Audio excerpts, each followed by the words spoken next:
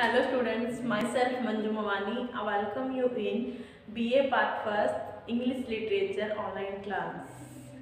As you know that we are discussing about literary terms, and you also know that what is literary terms, and in our previous video we discussed about a literary term that name is simile. Last video में हमने सिमली को discuss किया था। जो सिमली होती है वो क्या होती है, एक कंपैरिजन होता है with the using the word of as, like और सो। सिमली क्या है, एक तुलना होती है जो कौन से वर्ड के यूज किए जाते हैं उसमें तुलना की जाती है कुछ वर्ड का यूज करके। एज, लाइक और सो तीन ऐसे वर्ड हैं जिनका यूज करके हम किसी से तुलना करते हैं, तो वहाँ पर कौन सी लिटरेरी डिवाइस यूज हुई होती है, वहाँ पर सिमली यूज होती है। उसी के ही जैसा एक और आपका लिटरेरी टर्म है जिसको हम आज डिस्कस करने वाले हैं, मेटाफर। मेटाफर जो है उसका मीन्स है रूपक अलंकार। हिंदी में आपने रीड किया है ना, अलंकार, उसमें होता है एक रूपक होता है और एक उपमा अलंकार होता है। दोनों में क्या डिफरेंस होता है कि जो उपमा होती है वो तो क्या है कि उस जैसा बताया जाता है, किसी चीज को किसी चीज के जैसा बनाया जाता है, तो वो होता है उपमा अलंकार। तो उपमा जो है वो क्या होती है, simile. In English we can say that उपमा इज अ सिमली। जो उपमा अलंकार है वो क्या है, सिमली है। और the other device is metaphor. Metaphor क्या है, रूपक। जब हम किसी चीज को सेम वही चीज बोल देते हैं, एक तो बोलना कि राम गधे जैसा है और दूसरी बात हम बोल रहे हैं कि राम गधा है। अगर गधे जैसा यूज कर रहे हैं तो हमें क्या बोलना पड़ेगा, Ram is like a donkey, कि राम डंकी के गधे के जैसा है। तो यहाँ पर क्या किसका यूज होगा, सिमली का यूज होगा, क्योंकि लाइक का यूज किया जा रहा है। लेकिन अदर वर्ड हमने यूज किया है राम इज डंकी, के राम क्या है, एक गधा है, तो हमने राम को पूरा का पूरा उसका गधे का रूप ही दे दिया। तो यहाँ पर क्या होता है, रूपक अलंकार। तो यही होता है हमारा मेटाफर। मेटाफर भी क्या है, कंपैरिजन है कि राम सच में तो गधा नहीं बन जाएगा, लेकिन जो गधे की मतलब की क्वालिटी है वही क्या है, राम में पाई जाती है। तो उनको क्या कर दिया है हमने, एक ही बना दिया कि राम तो क्या है, गधा है। तो इसी तरीके से क्या होता है, मेटाफर क्या होता है, रूपक अलंकार। हिंदी में जो मेटाफर है उसको हम क्या कह सकते हैं, वी कैन से रूपक इज मेटाफर। रूपक अलंकार is a metaphor. In English रूपक अलंकार जो है आपका वो क्या होता है, मेटाफर होता है। तो आज हम इसको डिस्कस करेंगे। पहले इसकी डेफिनेशन को करेंगे, फिर इसके यूज देखेंगे, और then after we talk about its use, its other example, इसके अदर एग्जाम्पल के थ्रू इनको अच्छे से समझेंगे। Now let's start our class. First of all हम रीड करेंगे इसे, उसके बाद हम इसे एक्सप्लेन करेंगे। Metaphor is a figure of speech in which one thing, action और idea is expressed to another thing, action or idea in order to bring out a common quality between the two. The term metaphor comes from the Greek word meta means over and phero means carry. Thus the word metaphor means a carrying over. By this figure of speech, a word is transferred or carried over from the object to which it belongs to another in such manner that comparison is implied through not formally and implicitly stated. For example, ये example है, इसको हम बाद में read करेंगे। आप पहले क्या करो, इसका स्क्रीनशॉट ले लो ताकि आपको नोटबुक में अपने राइट करना इजी रहे। बाद में कुछ अंडरलाइन हो जाते हैं, कुछ वर्ड्स के मीनिंग आ जाते हैं, फिर आप इसको अच्छे से अंडरलाइन नोट नहीं कर पाते हैं। तो first of all take a screenshot, then we will start our class.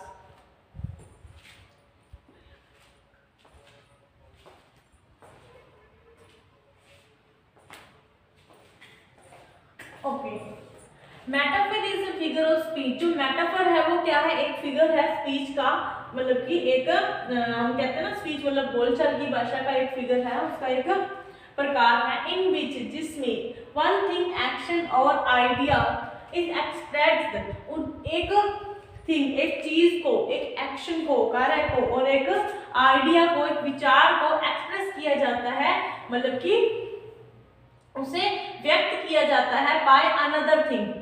Thing, action और आइडिया। एक चीज को किसी अन्य चीज के द्वारा व्यक्त किया जाता है in order to bring out a common quality between the two, कि इन दो के बीच में अगर कोई सेम क्वालिटी है तो हम एक चीज को दूसरे चीज से क्या कर सकते हैं, व्यक्त कर सकते हैं। जैसे कि हमने एग्जांपल लिया था ना, राम इज डंकी, कि राम क्या है, डंकी है। तो हम राम को किससे व्यक्त कर रहे हैं, डंकी से व्यक्त कर रहे हैं, कि राम को हमने क्या बना दिया है, डंकी। के डंकी भी क्या होता है, फूल होता है, और राम भी क्या है, फूल, मतलब मूर्ख है। तो हमने क्या कर दिया कि मूर्ख की जगह पे हमने डंकी का यूज कर लिया। तो यहीं पर भी यही बताया हुआ है कि idea in order to bring out a common quality, कि दोनों के बीच में अगर कोई कॉमन क्वालिटी है और हम उससे क्या कर रहे हैं, अदर वर्ड से एक्सप्रेस कर रहे हैं, तो वो क्या होता है, मेटाफर होता है। The term metaphor comes from the Greek. अब ये देखते हैं जो मेटाफर वर्ड है वो कहाँ से आया है। अब अगर हम मेटाफर के 2 पार्ट करते हैं तो पहला जो वर्ड है वो क्या है, मेटा, और सेकंड है फर। ये कहाँ से आया हुआ है, ग्रीक वर्ड है, ग्रीक वर्ड है। जो मेटा है, ग्रीक में एक मेटा वर्ड होता है जिसका मीन्स क्या होता है, जिसका मीन्स होता है ओवर, जिसका मीन्स क्या होता है, ओवर। मेटा का मीन्स होता है ओवर, और फोरा का मीन्स क्या होता है, कैरी। जैसे कि हमने देखा है, comes from the Greek word that meta means over. जो मेटा है उसका मीन्स क्या होता है, over, and phero means carry. Phero का मीन्स क्या होता है, कैरी, मतलब कि ओवर का मतलब ऊपर और कैरी का मतलब उठाना। Thus the word metaphor means, इस प्रकार से मेटाफर का जो मीन्स है वो क्या है, अब कैरिंग ओवर, एक ऊपरी उठाव। By this figure of speech a word is transferred, कि इस फिगर ऑफ स्पीच के द्वारा, in the help of figure of speech, जो फिगर ऑफ आपके मेटाफर है इसकी हेल्प से हम क्या कर सकते हैं, ट्रांसफर्ड और कैरिड ओवर, मतलब कि कैरिड ओवर का मीन्स होता है चेंज करना। ट्रांसफर कर क्या, हम क्या कर सकते हैं, ट्रांसफर कर सकते हैं, मतलब कि आदान प्रदान कर सकते हैं, किसका, from the object to which it belongs to another in such a manner, कि हम किसी चीज को किसी अन्य चीज, जो अन्य मतलब कि अदर से वो बिलोंग्स करती है, उसके अंदर हम क्या कर सकते हैं, ट्रांसफर कर सकते हैं। हम फिर से अपने एग्जाम्पल को देखेंगे, राम इज डंकी, तो राम को क्या है, डंकी में ट्रांसफर कर दिया गया है, उसको गधा बना दिया गया है। तो यहाँ पर भी कह रहा है कि the word is, by this figure of speech a word is transferred और carried over from the object to which it belong to another such a manner, कि जो चीज किसी अदर मतलब कि क्या है, अदर मैनर से बिलोंग करती है, उसको हम किसी अन्य चीज में ट्रांसफर कर देते हैं, तो वो क्या होता है, हमारा मेटाफर होता है। That comparison is implied tough not formally and explicitly stated, लेकिन यहाँ पर जो कंपैरिजन होता है वो इम्प्लाई किया जाता है, थोड़ा जो कंपैरिजन होता है क्या होता है, एक्सप्लिसिटली स्टेटेड, मतलब कि उसको थोड़ा अलग तरीके से उसको बोला जाता है। उसके बाद हम एग्जांपल लेते हैं, मेटाफर का एग्जांपल है her tears were a river, ये एग्जांपल है हमारा, her tears were a river flowing down her cheeks, के उसके जो आंसू थे वो क्या है, उसके आंसू नदी थे जो क्या है उसके चिक से बह रहे थे। यहाँ पर देखो जो आंसू है उनको क्या बनाया है, जो टीयर्स है उनको एक रिवर बताया है। क्या आंसू सच में रिवर होते हैं? नहीं होते, लेकिन क्या किया हुआ है, आंसुओं को रिवर बता दिया गया है। पूरा का पूरा मतलब क्या दिया कि उसके क्या है कि उसकी आंसुओं का जो रिवर, उसकी नदी थी वो क्या थी, बह रही थी उसकी आंखों से। आगे देखते हैं, as a river is so much larger than a few tears, कि हम जानते हैं कि जो रिवर होती है, जो नदी होती है वो क्या होती है, बहुत ज्यादा बड़ी होती है। किससे? चाहे आंसू कितने मर्जी आ जाए, लेकिन जो नदी होती है वो हमेशा बड़ी होती है।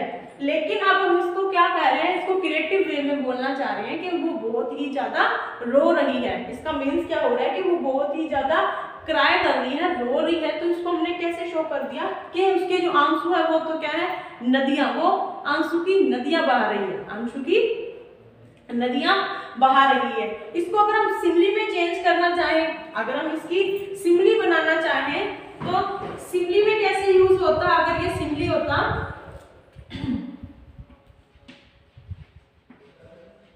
her tears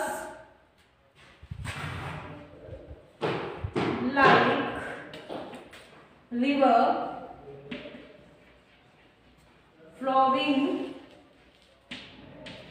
down her cheeks.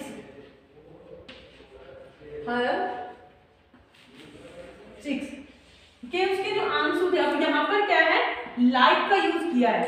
जो उसके आंसू थे रिवर जैसे, मतलब कि नदियों के जैसे वो क्या कर रहे थे, उसकी जो चिक्स थी उसकी गालों से गिर रहे थे। तो ये क्या है, सिमिली बन गई क्योंकि यहाँ पर लाइक का यूज किया है। और यहाँ पर क्या है, मेटाफर है क्योंकि यहाँ पर एज किसी भी अदर जो वर्ड है यूज नहीं किया। पूरा का पूरा जो टीयर्स हैं, जो आंसू हैं, उनको क्या बना दिया गया है, रिवर बना दिया गया है।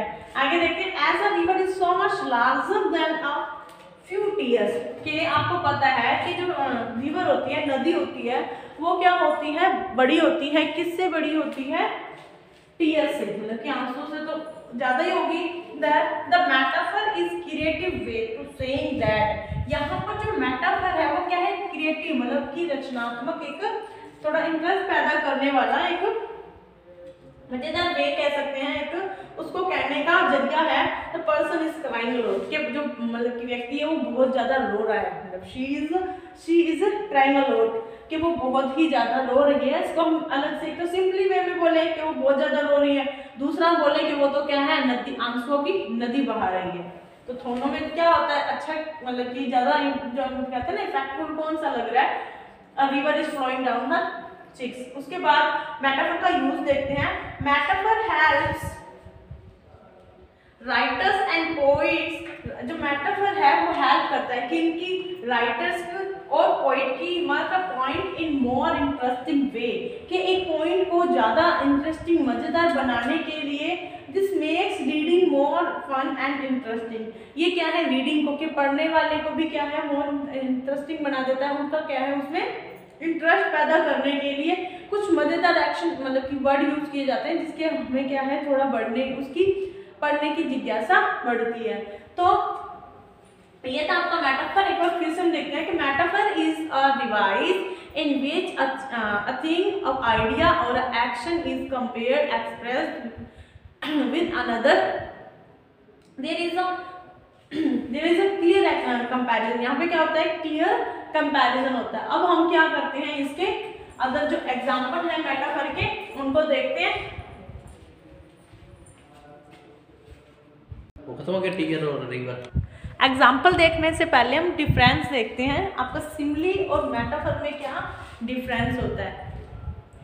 द मेन डिफरेंस, पहले स्क्रीनशॉट ले लें इसका, ताकि आपको नोट्स में इजी रहेगा। Take a screenshot, then we will start. Okay, अब देखते हैं। The main difference between a simile and a metaphor is that a simile uses the words like and so to draw a comparison, and a metaphor simply states without using like or as. तो difference क्या है, जो main difference है, वैसे अगर हम difference देखें, जो सिमिली होती है उसमें क्या होता है, सिर्फ और सिर्फ थोड़े से जो मतलब कि गुण होते हैं वो मिलती है, क्वालिटी जो होती है वो कम मिलती होती है। लेकिन जो मेटाफर होता है उसमें वो क्वालिटी ज़्यादा मिलती होती हैं। लेकिन अगर हम आप रिटन में देखें तो क्या होता है कि जो डिफरेंस है मेन वो क्या है between simile, that a simile is uses the words like and as, कि जो सिमिली है उसमें कौन से वर्ड का यूज किया जाता है, उसमें कुछ हेल्पिंग वर्ड्स का यूज किया जाता है, जैसे कि लाइक और एज का। टू ड्रॉ अ कंपैरिजन, मतलब कि एक कंपैरिजन को, एक तुलना को, ड्रॉ मतलब कि बनाने के लिए, कि तुलना को बनाने के लिए हमें कुछ वर्ड्स की जरूरत पड़ती है, जैसे कि एज हो गया, लाइक हो गया और सो हो गया। एंड इन अ मेटाफर, और मेटाफर के अंदर क्या होता है, सिंपली स्टेट्स, वहां पर सिंपली बात कही जाती है विदाउट यूजिंग लाइक एज, के जो मेटाफर है उसको सीधा ही कहा जाता है, सीधा ही यूज किया जाता है बिना किसी वर्ड की हेल्प से। तो ये था मेन डिफरेंस किसमें, सिमिली और मेटाफर में। इसके बाद हम एग्जांपल देखते हैं मेटाफर के। द शिफ्ट ऑफ लाइफ, के जिंदगी जिंदगी का जहाज, जैसे हम कहते हैं ना कि जिंदगी का बेड़ा, ना पार ना आर ना पार। तो क्या है यहाँ पर जो लाइफ है उसको क्या बना दिया गया है, एक शिप, मतलब कि एक जहाज बना दिया गया है। अब सच में तो जहाज नहीं होता, जिस तरीके से कोई नाव, हम कहते हैं ना नाव होती है, पानी में बहती है, कभी ऊंचाइयों पे कभी मतलब नीचे रहती है, उसी तरीके से क्या होती है जो लाइफ होती है, कभी तो हमें ऊपर लेके जाती है, कभी नीचे, मतलब कुछ डिफिकल्टीज भी आती है और कुछ हैप्पीनेस भी आती है। तो यहाँ पर जो लाइफ है और जो शिप है उसमें क्या है, कुछ क्वालिटी सेम है, इसलिए यहाँ पर क्या बना दिया, लाइफ को क्या बता दिया गया है, शिप बता दिया गया है। उसके बाद हम एग्जाम्पल देखते हैं और एग्जाम्पल लिखते हैं। The camel is ship of desert, ship of desert के जो कैमल है, जो ऊंट है, वो क्या है, रेगिस्तान का जहाज है। अब सच में तो वो रेगिस्तान का जहाज नहीं होता, मतलब जैसे कि जहाज पानी में आराम से तैरता है, उसी तरीके से जो कैमल है वो भी क्या है, आराम से क्या है, डेजर्ट मतलब रेगिस्तान में चलता है। तो उसको क्या है, उपमा है, मतलब कि उसको रूप दे दिया गया है शिप का, कि कैमल है वो क्या है, शिप है डेजर्ट का। उसके बाद हम देखते हैं आपके लिटरेचर में, आपके फर्स्ट ईयर में ही एक पोएम है seven ages of man, Shakespeare की, हमने देखा था, उसमें लाइन आई थी आपकी, all the words of test and all man and women merely players, मतलब कि जो पूरी की पूरी जो दुनिया है वो क्या है, एक स्टेज है, और जो सारे के सारे जो मैन हैं और जो वीमेन हैं, मतलब कि जो औरतें हैं और जो आदमी हैं, वो क्या है, उसके मेयरली प्लेयर, उसके खिलाड़ी हैं। मतलब यहाँ पर जो वर्ड है उसको क्या बता दिया गया है, there word is comparison with the stage, के वर्ड जो दुनिया है उसको क्या बताया है, एक स्टेज बताया है, एक रंगमंच बताया है। स्टेज का मीन्स आपको पता है रंगमंच, यहाँ पर क्या होती है, एक्टिंग होती है ना, ड्रामा होता है, रंगमंच बताया है। और all the man and women, और जो मतलब कि आदमी हैं और औरतें हैं वो क्या है, इसके प्लेयर्स हैं, इसके खिलाड़ी हैं, मतलब वो क्या है, सारे के सारे एक्टर है। यहाँ पर मैन और वुमेन को दुनिया में क्या बताया गया है, कि दुनिया के एक्टर बताया गया है, कि वो क्या करते हैं, अपने रोल करते हैं। और ये कहाँ से लिया हुआ है, शेक्सपियर की मोस्ट फेमस पोएम है the seven ages of man, the seven ages of man से ये लाइन्स है वो ली गई है। यहाँ पर क्या है, वर्ल्ड को अगर वो चाहता तो, मतलब शेक्सपियर अगर चाहते तो ये लिख भी सकते, all this word is as a stage भी लिख सकते थे, तो क्या हो जाता, वो सिमली बन जाता। लेकिन यहाँ पर क्या है, डायरेक्ट ही वर्ल्ड को क्या बता दिया गया है, दुनिया को एक स्टेज बता दिया गया है, और उसके जो मैन और वुमेन है, दुनिया में रहने वाले जो हम कहते हैं ना, मतलब कि स्त्री और पुरुष हैं, उनको क्या बता दिया गया है, उसके खिलाड़ी, उसके एक्टर बता दिया गया है। तो यहाँ पर क्या है, मेटाफर का एक बहुत ही क्लियरली यूज हुआ है। उसके बाद हम नेक्स्ट जो आपका देखते हैं, seeking the bubble reputation, seeking मतलब कि ढूंढना, द बबल मतलब कि बुलबुले के समान, बबल का मीन्स क्या होता है, बुलबुला, और रेपुटेशन का मीन्स है सम्मान, रेपुटेशन का मीन्स क्या होता है, सम्मान।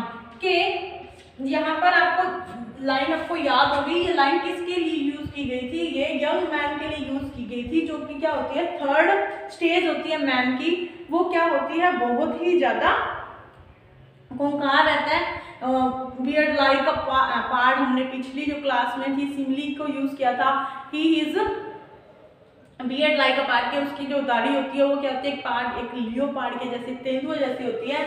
आगे की लाइन इसकी थी, सीकिंग द बबल रेपुटेशन, और वो क्या है, बुलबुले के सम्मान, मतलब कि बुलबुले की तरह जो रेपुटेशन थी उसको ढूंढता रहता है। यहाँ पर बुलबुले से मतलब क्या है, जो सम्मान है, मतलब कि जो रेपुटेशन होती है वो क्या है, क्षण भर में ही, मतलब कि थोड़े से ही टाइम में वो खत्म भी हो सकती है और थोड़े ही टाइम में हमारी नहीं बन सकती है। अगर हम किसी के सामने अच्छा व्यवहार कर रहे हैं तो हमारी रेपुटेशन क्या हो जाएगी, हाई हो जाएगी, अच्छी हो जाएगी, और लेकिन हम बुरा व्यवहार करते हैं तो हमारी रेपुटेशन क्या हो जाएगी, डाउन हो जाएगी, या हमारे बुरे काम के कारण, या हमारे मतलब कि हम कह सकते हैं जिसके पास पैसा है, वेल्थ है, उसी हिसाब से जो रेपुटेशन है वो क्या है, एक बुलबुले के समान है, अकॉर्डिंग टू शेक्सपियर के अगर हम शेक्सपियर के हिसाब से देखें तो जो रेपुटेशन है, किसकी रेपुटेशन, जो वो आदमी ढूंढ रहा था वो क्या है, एक बबल रेपुटेशन है। जिस रेपुटेशन के लिए वो जान देने के लिए तैयार था वो क्या थी, एक बुलबुले के समान रेपुटेशन है। तो यहाँ पर क्या है, जो रेपुटेशन सम्मान है उसको एक बुलबुला बना दिया गया है, यहाँ पर उसको बुलबुला बना दिया गया है। तो यहाँ पर किसका यूज हुआ है, मेटाफर का यूज हुआ है। अब ये कहाँ से लिया हुआ है, ये भी शेक्सपियर की फेमस पोएम है, आपके सिलेबस में भी है और हमने उसको डिस्कस भी किया हुआ है। तो 7 ages of man, 7 ages of man. एक बार फिर से देखते हैं। पहले तो हमने क्या देखा, जो मेटाफर है वो क्या होता है, क्लियरली कंपैरिजन होता है विद अ थिंग और आइडिया और एक्शन। किसी एक्शन, आइडिया और थिंग को किसी अदर मैनर से शो करना, किसके द्वारा, किसी अदर मैनर की क्वालिटी अगर सेम है, किसी अदर चीज मतलब थिंग, एक्शन और जो वर्ब है उनकी अगर क्वालिटी सेम है और हम उनको क्या है उसी के थ्रू एक्सप्रेस कर रहे हैं, तो किसका यूज हुआ होता है, मेटाफर का यूज होता है। और जो मेटाफर है वो क्या बनाता है, जो रीडर्स होते हैं उनको इफेक्ट, मतलब कि जो रीडर्स हैं उनके लिए जो राइटिंग है, मतलब कि जो लेख लिखा हुआ है उसको मोर इफेक्टिव बनाता है और मोर इंटरेस्टिंग बनाता है। उसमें क्या है, रुचि पैदा करता है। कि नॉर्मल अगर यही बातें जो शेक्सपियर है अगर इसको नॉर्मली लिख देते कि द मैन एंड वुमेन मतलब कि रोल करते हैं, सीधा इसको क्या है एक लेख की तरह हो जाता है, जो आपको भी पता है क्या हो जाता है, बोरिंग हो जाता है। इसलिए जो पोइट्स और जो राइटर्स होते हैं वो मेटाफर या ऐसी लिटरेरी डिवाइस का यूज करते हैं ताकि वो अपनी राइटिंग को क्या बना सके, उसको इंटरेस्टिंग बना सके और पढ़ने वाले को भी क्या है उसमें इंटरेस्ट पैदा हो सके। इसके बाद हमने इनके एग्जाम्पल देखे थे। पहले हमने डिफरेंस देखा है मेटाफर और सिमिली का। मेटाफर और सिमिली थोड़े है तो दोनों में तुलना ही, लेकिन दोनों में क्या डिफरेंस है कि सिमिली में क्या है कुछ वर्ड्स का यूज किया जाता है जैसे कि एज, लाइक और सो, और मेटाफर जो है उसमें विदाउट किसी भी मतलब कि किसी भी जो वर्ड है उनका यूज नहीं किया जाता, डायरेक्ट ही क्या किया जाता है, कंपैरिजन किया जाता है, उसको उससे सीधा ही रूप दे दिया जाता है। तो ये ये था आपका डिफरेंस बिटवीन मतलब कि सिमिली और मेटाफर में। उसके बाद हमने एग्जांपल्स देखे। सबसे पहले हमने नॉर्मल एग्जांपल देखे जो हम नॉर्मल लाइफ में भी यूज करते हैं। द शिप ऑफ लाइफ के जिंदगी का बेड़ा या जिंदगी की नाव या जहाज, और the camel is ship of desert के जो ऊंट है वो क्या है, शिप है, जहाज है किसका, रेगिस्तान का। तो ये भी क्या है एक मेटाफर है। इसके बाद हमने लिटरेचर में एक यूज देखा है। लिटरेचर में क्या है, all the words is a stage कि जो पूरी की पूरी दुनिया है वो क्या है एक रंगमंच है। And all man and women merely players, और जो मैन और वुमेन है वो क्या है इसके प्लेयर्स हैं। तो यहाँ पर क्या है रंगमंच, मतलब कि जो दुनिया है उसको क्या है एक नाटक करने की जगह बताई है और लोगों को क्या क्या है वहां पर नाटक करने वाले बताया है कि हम क्या करते हैं यहाँ पर नाटक करते हैं। उसके बाद देखो नेक्स्ट हमने जो एग्जांपल दिया है वो क्या है, सीकिंग द बबल रेपुटेशन। यहाँ पर जो रेपुटेशन मतलब सम्मान जो हम प्राप्त करना चाहते हैं उसे किसके जैसा बताया है, बबल के समान बताया है, बुलबुले के समान के। जिस तरीके से जो बुलबुला होता है वो मतलब थोड़े से टाइम के लिए होता है, उसी प्रकार से जो हमारी रेपुटेशन है वो भी क्या है थोड़ी सी ही देर के लिए होता है। जैसे हम बोलते हैं क्षणभंगुर के क्षण में ही क्या हो जाता है वो खत्म हो जाती है, क्षण में वो क्या है बन जाती है। तो ये था आपका मेटाफर आज की क्लास में। बस इतना ही।